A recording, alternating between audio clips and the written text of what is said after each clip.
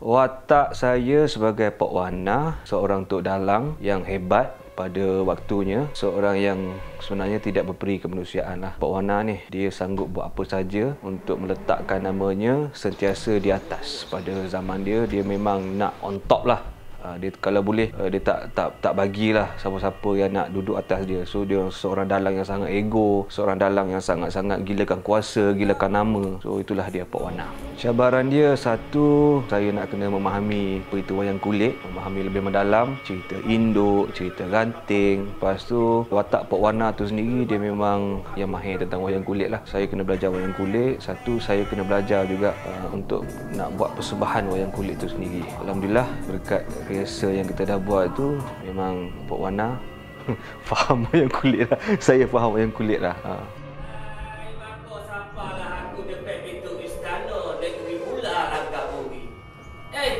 Comel benar kalau aku bawa Siti Dewi masuk radu dalam istana.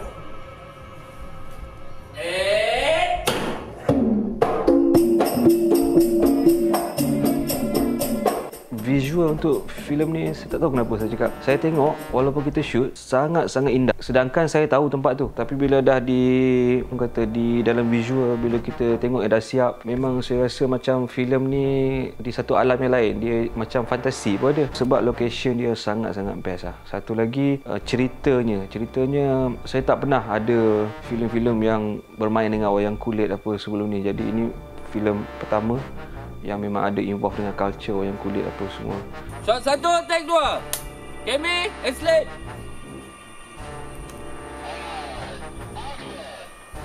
Tolong saka kemutu. Akulah dalih, usul dalih, asa dalih. Titih bertitih, alung kaplung kepung kapang penjalannya. Bersidi sakti betul tunggu. Sebab mentera, dia tak boleh nak... Yelah, dia macam kita hafal kan. Jadi mentera tu, saya rasa saya akan bawa sama mati kot. Memang ingat dia. Memang ingat lah. Macam mantra aku duduk duduk di batu hitam, berbijak di batu kuning semua tu. Itu memang saya ingat lah sampai bila-bila. Aku duduk di batu hitam, berbijak di batu kuning. Ya sema, ya semung, ya ismoyo, hei dewa sak tunggal. Aku minta bantu bertolong saka, sake, saga gemite, saga gemutu. Akulah daleh, usul daleh yang asal daleh. Titih bertitih, alung kaplung kopong kapang pendalangnya sedia sakti. Macam itulah lebih kurang. Pelik kan bunyi dia kan, tapi itulah dia. Geng, jangan lupa tengok filem Kulit Wayang 1 hari bulan Mei ni di Pawagam seluruh Malaysia. Okey? Jangan lupa tengok. Siapa ya yang ngajarin anak saya? Cara dia bermain, cara dia bercerita. Dia bukan seperti nelayan biasa loh. Betul ke? Kau nampak dia main wayang? Dia tidak gila. Apa yang terjadi sama anaknya Pak Oli, Pak? Ingat dia tu jadi hantu lah. Kau pulih tu pun sebab budak tu. Kau pun rasa kan? Dewi juga punya teman yang bisa bermain wayang.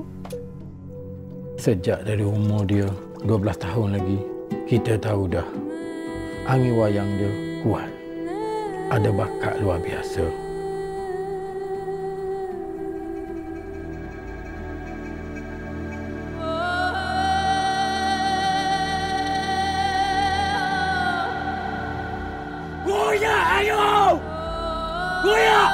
Ayo, yang tahu!